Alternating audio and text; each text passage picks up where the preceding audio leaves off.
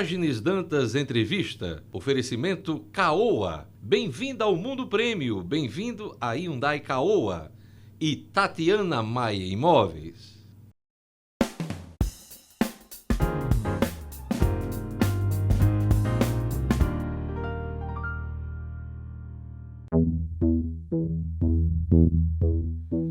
Má gestão, dívida bilionária e corrupção.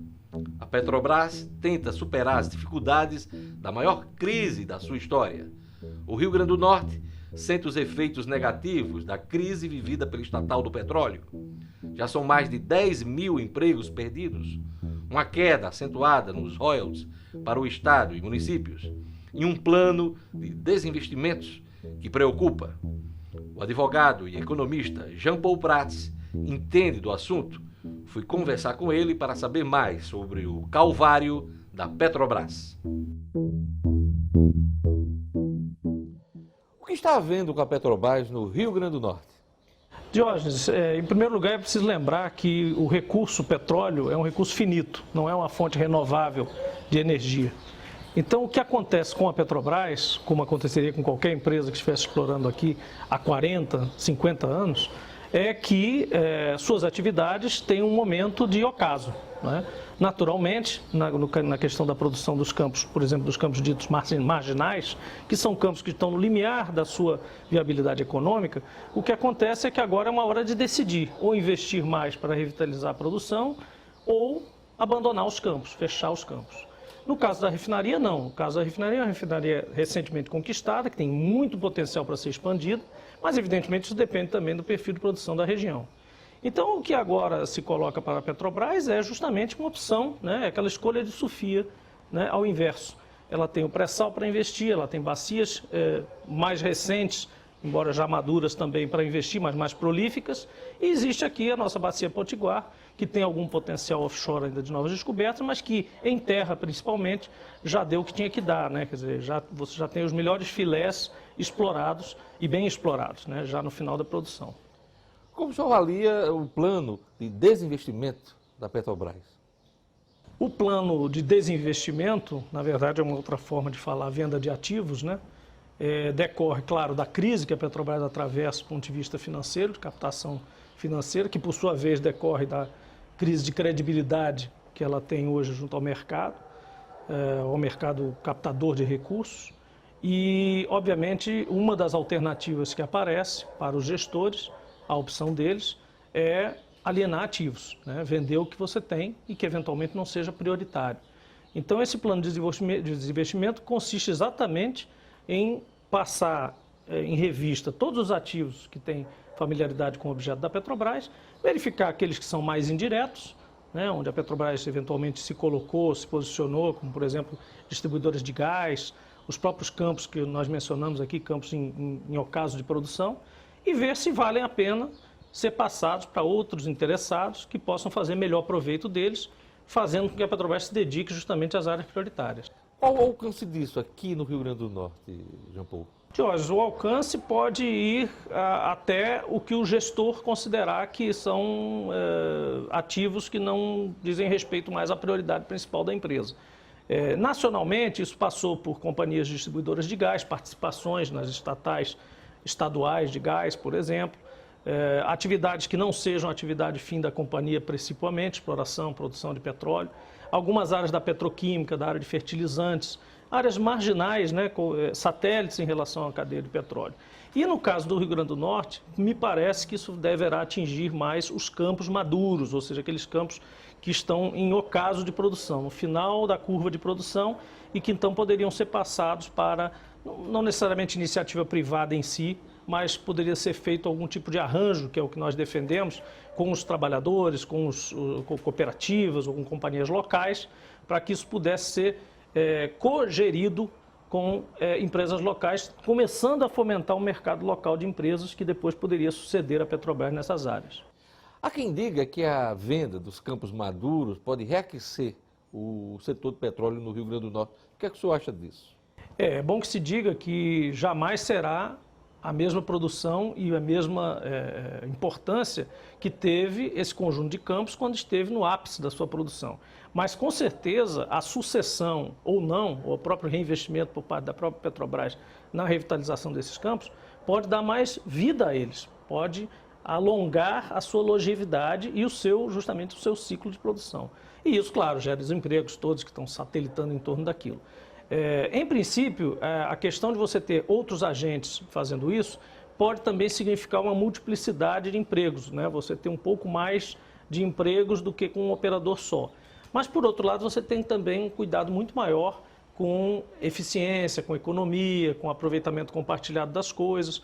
Então, realmente, de fato, este ciclo, se for alongado, ajuda a economia do Rio Grande do Norte muito, e é muito importante, claro, que se tenha uma solução de consenso. A pior hipótese é você continuar como está, num impasse, onde a Petrobras, a qualquer momento, diante da possibilidade de não fazer negócio com esses campos, decida simplesmente fechá-los. Nos últimos 2 anos, 10 mil empregos foram perdidos aqui no Rio Grande do Norte por conta dessas mudanças na Petrobras. A perspectiva é de mais perdas? Jorge, eu faço sempre uma reflexão que é a seguinte: imagine se nós não tivéssemos tido o ciclo da energia eólica entrando quase que concomitantemente com essa perda de empregos do setor de petróleo. Na verdade, alguns desses empregos, eu arriscaria dizer 2/3 deles, foram de uma certa forma realocados dentro desse novo ciclo. Então o Rio Grande do Norte, nesse ponto, apesar de alguns dizerem que não tem sorte, nesse caso o Rio Grande do Norte teve sorte. Na verdade, nem foi tanta sorte, foi a entrada de um novo ciclo que foi estimulado contra um outro que foi um pouco desatendido e, inexoravelmente, como eu disse, pelo fato do recurso ser finito, tende a terminar. Então, você acredita que a energia eólica minimizou esses efeitos negativos? negativos? Com certeza minimizou. O que não quer dizer que não seja grave você perder empregos, claro. Então, se você tem 10, 12 mil empregos sendo perdidos, postos de trabalho sendo fechados, é ruim para a economia, porque era melhor a gente ter o crescimento de um lado e ter a manutenção dos outros. Não é? Seria melhor ter dos dois lados, até porque há regiões envolvidas nisso. Então, o grande impacto, na verdade, é na região, por exemplo, a região moçoroense, a região do Alto Rodrigues, a região de Areia Branca. Aquela região ali vive do petróleo, não necessariamente o ciclo eólico entrou ali com a mesma força. Ele entrou mais na área do Mato Grande, por exemplo, João Câmara, Parazinho, Litoral Norte, Serra de Santana.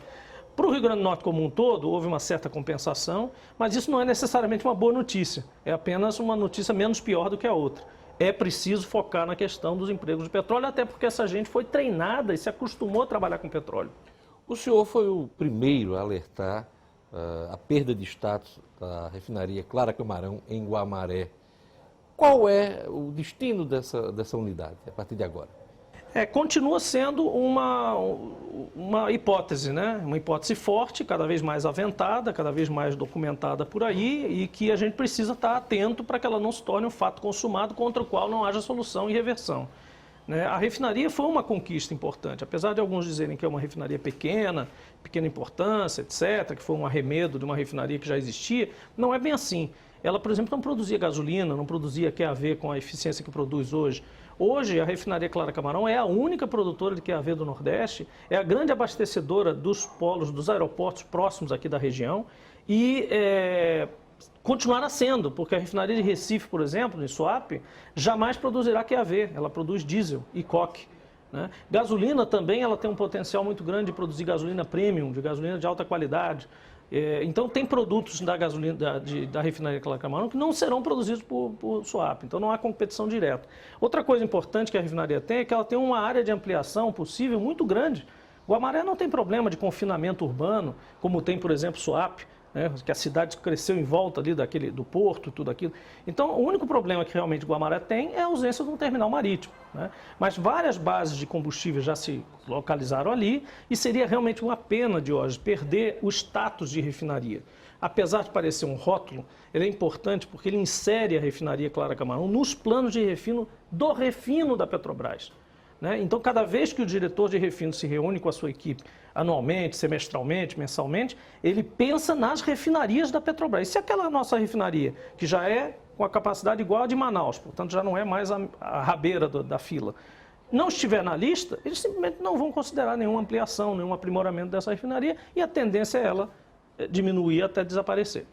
Até que ponto todas essas mudanças na Petrobras podem afetar a produção de gás natural aqui do estado? Olha, a questão do gás natural já é bem crítica. Não é necessariamente essa medida ou aquela que vai torná-la pior ou melhor.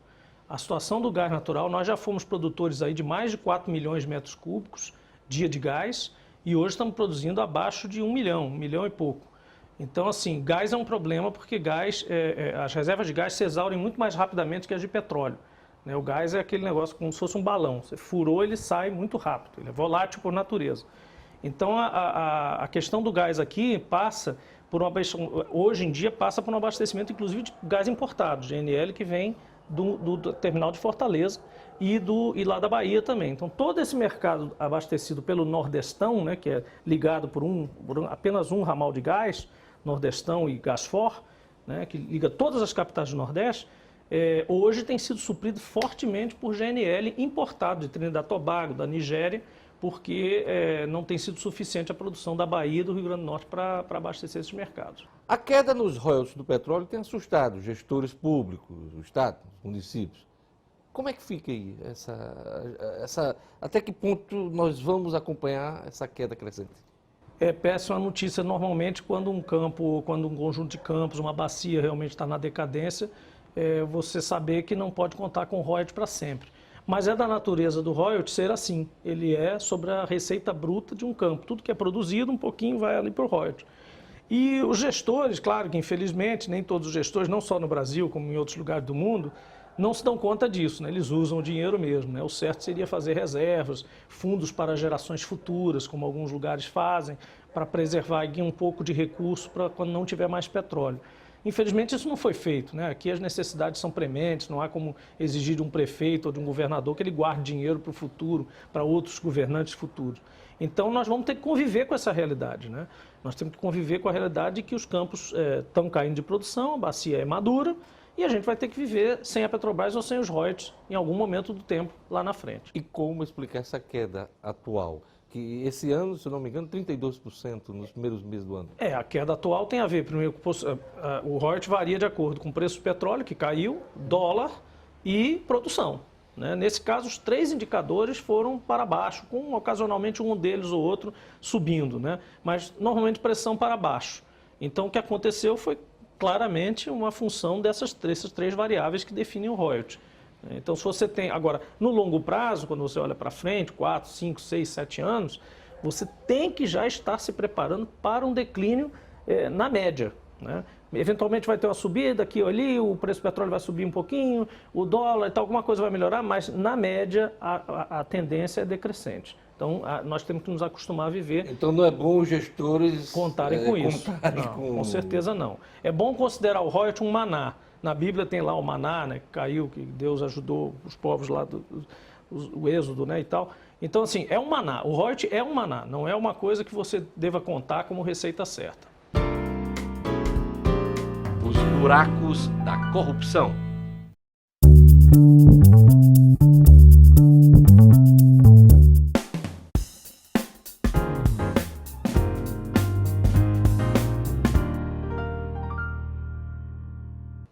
O novo presidente da Petrobras, Pedro Parente, tem falado que só há um dogma hoje na Petrobras, que é a privatização. O que é que o senhor acha disso? De fato é verdade, né? E esse é um dogma mesmo. O Brasil conquistou a Petrobras, é uma conquista brasileira, né? E por mais que se tenha períodos mais difíceis, né? Esse período, por exemplo, agora de investigações e punições, erros e crimes cometidos, em nome do que for, né? De tecnicalidades e tal, que não vem ao caso, mas o fato é que, como um conjunto da obra, a Petrobras é uma grande coisa, né? Um grande ativo brasileiro. E é muito sensível isso politicamente, né? Você falar em vender isso, vender para quem? Quem seria o comprador? Seria isso pulverizado? Seria para um mercado de ações? Seria para a Shell, para a Esso, para as grandes empresas de petróleo? Quer dizer, como fazer isso? Então, é melhor deixar e tentar, e de fato é verdade, né? Essa questão do Estado mínimo e tal, tem um limite essa tese, né? Essa tese é muito bonita em teoria, mas ela também não vale para tudo, né? Tudo tem um meio termo. E no caso de uma estatal como a Petrobras e outros países souberam arrumar soluções para esse dilema, como a Statoil na Noruega, por exemplo, que é uma estatal eficiente e é estatal, né? Então, é possível administrar direito uma SA estatal. Lembrando que a Petrobras não é uma 100% estatal daquelas que o governo gere só como quer. Ela tem que prestar contas à sociedade e tem que prestar contas ao seu acionista minoritário, que é o acionista que compra ações da Petrobras e também o investidor de fora que também compra ações da Petrobras. Esse sistema ele é positivo, esse sistema de balanço aí de responsabilidade. Parente chega a dizer que o país não está maduro para discutir e não está mesmo. Esse tipo de Não está mesmo, porque realmente é um assunto muito sensível politicamente, ideologicamente, uma conquista como essa histórica do petróleo é nosso, de várias décadas de ganho, né? A Petrobras veio subindo operacionalmente de produção o tempo todo, né? Ela não teve retrocessos, mesmo nessa fase agora crítica, né, de corrupção, de escândalos, etc. A Petrobras recorde atrás de recorde de produção, quer dizer, como se fosse uma máquina de produzir que vive com força interna, né? E essa força interna se protege, né? E é muito difícil você quebrar isso aí, não há razões para necessidade estratégica para se fazer isso. O Brasil precisa, agora que tem a sua autossuficiência em petróleo, privatizá-la não faz muito sentido, né? Tem que administrar direito. O que acha do controle compartilhado de algumas subsidiárias da Petrobras, como a BR Distribuidora e a Transpetro? Controle compartilhado, na verdade, é um eufemismo, uma digressão de uma terminologia normal, que é simplesmente vender participação numa empresa e ter uma outra empresa privada, né, gerindo com você, né, que é natural de você deter participação acionária. Como eu disse, faz parte do processo de desinvestimento também sair ou diminuir a sua presença direta em 100% em alguns segmentos considerados secundários ou finais da cadeia, né? Isso pode ser uma forma, claro, de recuperar essa questão toda financeira, pode ser uma forma de fazer parcerias estratégicas. Há sócios, por exemplo, na área de fertilizantes, como mencionei, a área de petroquímica e outros, que são melhores do que a Petrobras no que ela faz, né, necessariamente, e podem ser bons parceiros, não só por causa do dinheiro, mas também por causa de evolução tecnológica, por causa de colocação de produtos no mercado. Então você tem aí, o que eu sou contra é vender por vender. Quer dizer assim, não, vamos vender aqui porque isso aqui vai render um cascalhozinho lá. A Petrobras não pode ser tratada dessa forma. Isso você trata hotel estatal velho, antigo, decadente, que está por aí, que não tem mais o que fazer, coisas que não são estratégicas. Mas a Petrobras não. Você tem que ter sempre uma razão, talvez financeira, imediata, mas estratégica também para procurar o sócio certo. Uma quadrilha tomou de assalto a Petrobras, como a gente está verificando aí nas investigações da Lava Jato. A empresa tem um alto endividamento e ainda tapa os buracos da corrupção. A Petrobras corre o risco de quebrar, Jean Paul? Olha, a Petrobras tem processos desse tipo de longuíssima data, né? De longuíssima data. É claro que, ultimamente, como a Petrobras também cresceu, e o volume dessas coisas, quando apareceu, e aí apareceu também pela primeira vez de forma escandalosa, né? Isso fruto de investigações, de uma certa liberdade também desse processo acontecer contra o próprio governo. Então, assim, isso tudo somado revelou uma Petrobras que muitas pessoas normais simplesmente não conheciam. Mas quem conhecia, que trabalhava o dia a dia ali, desde a década de 80, 90, antes até, sabia que havia lubrificações ali para os negócios andarem. Sempre houve esse tipo de processo. Eu diria o seguinte, a investigação revelada dessa forma, essas entranhas podres colocadas para fora, assustaram muito o mercado, inclusive pessoas que conheciam o que acontecia lá dentro. Assustaram pessoas até como eu, né? Então, quebrar não quebra, porque a Petrobras não sofreu nenhum tipo de ataque aos seus ativos físicos. Por exemplo, ela não teve um grande incêndio, uma grande explosão, um grande acidente, uma queima de reservas, como teve a KPC, que é a empresa estatal do Kuwait, quando o Saddam saiu do país e injetou fogo nos poços, ele perdeu o petróleo de verdade ali, né? Você teria, se você tivesse atentados a refinarias, se tivesse tido uma revolução no país, se você tivesse perdido ativos fisicamente, você não teve um êxodo de cérebros, como a PDVSA venezuelana teve por conta da política, onde vários engenheiros, vários expoentes, cientistas da PDVSA saíram da Venezuela, foram trabalhar em outras empresas por questões de salário, por questões de opinião política. Enfim, você não teve esse tipo de perda na Petrobras, você teve perda de credibilidade.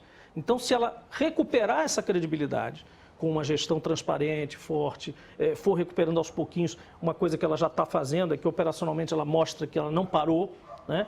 E isso vai acontecer naturalmente. E o endividamento para o pré-sal é um endividamento para um grande projeto. Naturalmente, como qualquer indivíduo, qualquer empresário, empreendedor, até às vezes um pouco mais ousado, faria. Que é o seguinte, eu tenho uma grande coisa para fazer, eu me endivido e eu tenho que agora mostrar serviço. A Petrobras tem que correr atrás, só isso. A Petrobras corre o risco de passar por outro petrolão? Bom, isso é uma coisa que é inerente aos sistemas todos, não só os estatais. Todas as grandes estruturas de governo, de empresas, né, claro, umas com maior e menor matiz, com maior ou menor tendência, estão sujeitas a esse tipo de distorção profissional, ética, etc. Eu acho que tão cedo a coisa não deve se recolocar daquela forma. Mas nunca você está livre de fazer isso e disso acontecer. O que você tem que colocar em andamento são, claro, processos de transparência, de garantia corporativa, de governança. E o mercado de ações normalmente é um bom filtro para isso, por isso que é importante você manter esse equilíbrio entre uma empresa estatal, pela razão estratégica dela ter importância para o país, e ao mesmo tempo, do lado de lá, vários acionistas vigilantes, organizados, acompanhando o valor da ação, torcendo para que ela dê certo, né? Às vezes até especulando, mas isso faz parte. Né? Essa combinação é que é a ideal. A estrutura da Petrobras, dessa SA mista, hoje é a ideal para o país. Ainda é, apesar de tudo isso que aconteceu, nada desse processo, em termos do status corporativo da empresa, deveria ser mudado. Agora, os procedimentos todos sempre podem ser aprimorados. O senhor já fez referência à energia eólica nesta entrevista. Como é que está o momento da atividade hoje no Rio Grande do Norte? Jorge, excelente, né? Nesse momento, o momento da eólica é completamente oposto da questão do petróleo, por exemplo, que a gente estava mencionando. Hoje, para você ter uma ideia, nós temos 3.000 megawatts instalados no estado, funcionando, né? Isso é mais do que toda a América do Sul reunida, todos os países da América do Sul colocados combinadamente, comparados com o Rio Grande do Norte, tirando o Brasil, é claro, né? Então, a gente hoje tem um status de país. Poderíamos estar ranqueados aí, como o Rio Grande do Norte, em qualquer ranking dos 30 maiores produtores de eólica do mundo. Até dos 20, talvez. 3 gigawatts é muita coisa. E nós temos aí pela frente mais 2 gigawatts já contratados, chegando a 5 em 2020.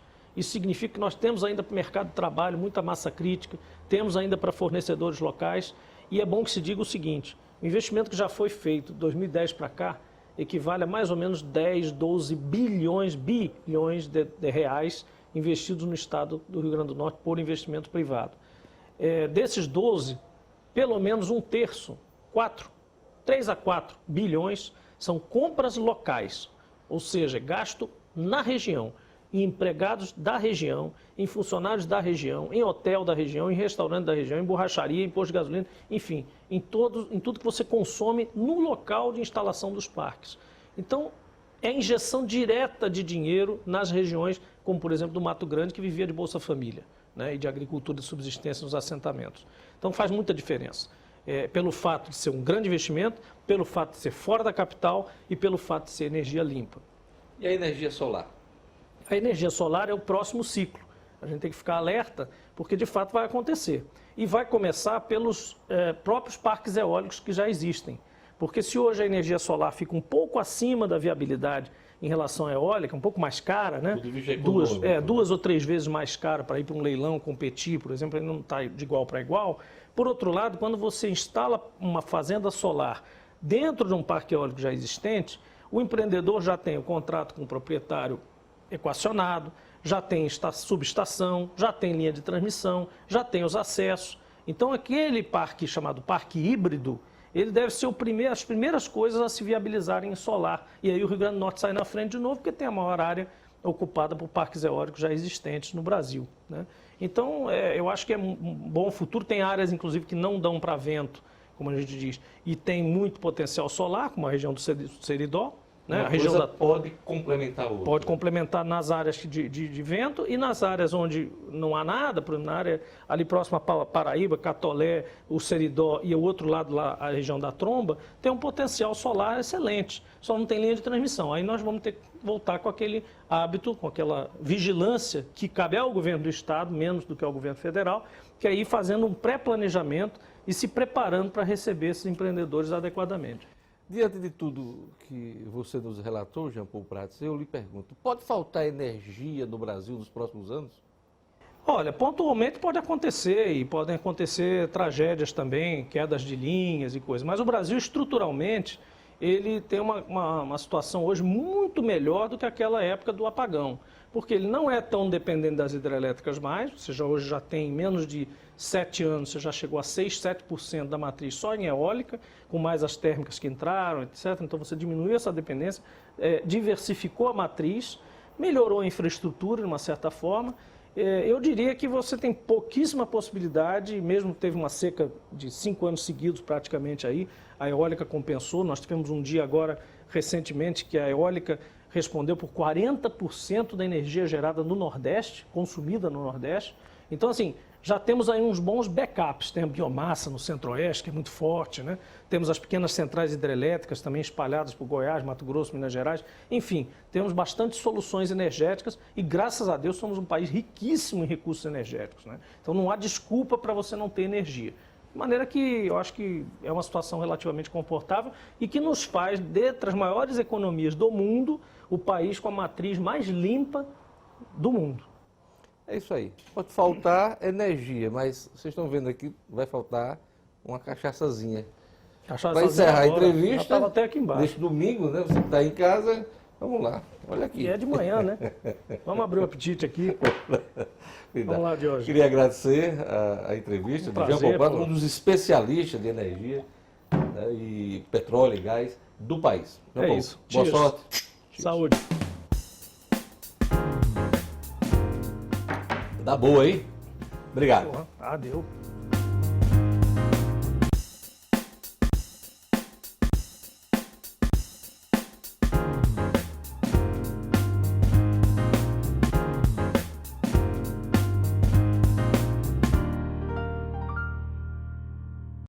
Diógenes Dantas Entrevista, oferecimento Caoa. Bem-vindo ao Mundo Prêmio, bem-vindo a Hyundai Caoa e Tatiana Maia Imóveis.